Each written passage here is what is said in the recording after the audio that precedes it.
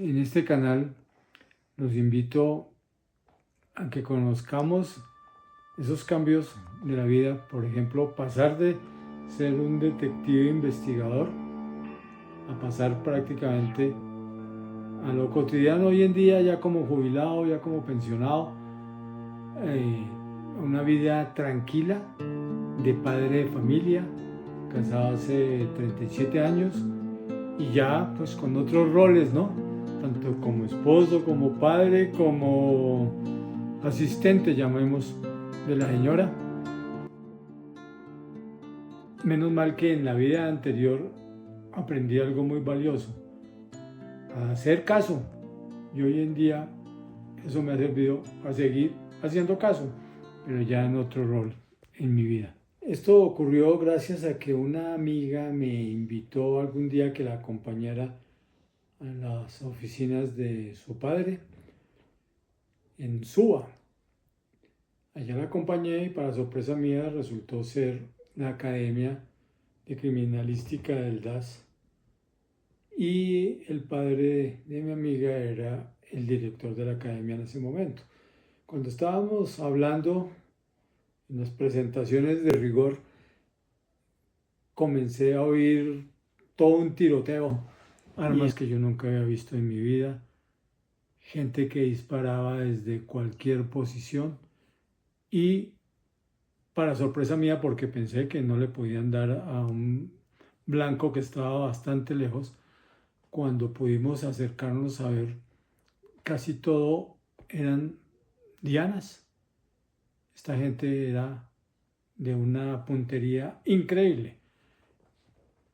Lo que yo no sabía hasta ese momento y un poco después, pues, es que ellos eran los escoltas del embajador de Israel. Personas, pues, que, como todos sabemos, vienen permanentes guerras y desde muy niños aprenden a disparar armas.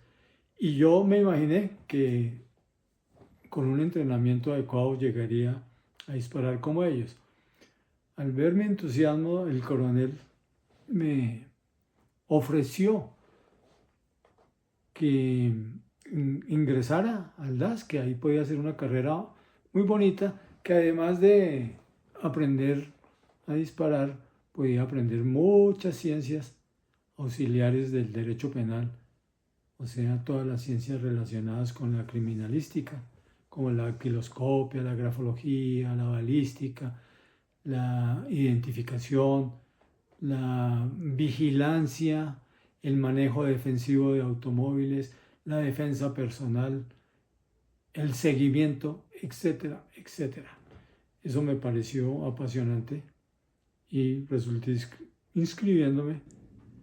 Cuando nos graduamos al año de haber hecho estos estudios, fuimos asignados con varios compañeros a la división de extranjería, que hoy en día es la oficina de migración. Allí teníamos un trabajo rutinario y sencillo, que consistía en revisar los documentos de los extranjeros en Colombia, que todo estuviera en orden, que tuvieran un pasaporte debidamente expedido, que tuvieran una visa que les permitiera ya fuera a estudiar, ya fuera a trabajar, que tuvieran una cédula de extranjería y que todo estaba ok, certificaba uno en un informe, mediante un informe, hasta que un día esa monotonía nos cambió y el jefe de la división de extranjería nos asignó una misión muy especial que consistía en recapturar a un ciudadano francés que se había volado tanto de una cárcel de Atlanta, cuando lo habían capturado por ser el mayor traficante de heroína en el mundo. Se voló de allá, como les digo, se vino para Colombia, terminó en Barranquilla, allí se enamoró de una señora de apellido Durango y estando en sus amoríos y sus debilidades por esta señora, lo capturó el F2 de la policía para mandarlo ya fuera a Estados Unidos o ya fuera a Francia, que eran los países que lo pedían, por el tráfico de heroína y por la fuga de presos en Atlanta. Y estando en la Modelo, lo trajeron a la cárcel nacional Modelo de Bogotá. Estando en la Modelo, en menos de 20 días, 2 semanas aproximadamente, se voló también de la cárcel Modelo. Allí fue cuando nos asignaron esa misión. Más que investigación, era una localización de este señor. A él no le teníamos que investigar nada de su pasado ni de su presente, sino simplemente recapturarlo. Pero en las bases de datos que existían en ese entonces, en el año 1977 ya eran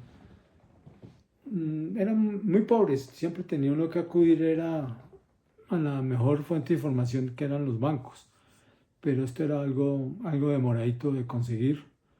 Y nada nos llegaba sobre el señor que se llamaba Charles Laurent Fioconi, como les decía, de nacionalidad francesa. Y no teníamos realmente ningún dato para poder localizarlo.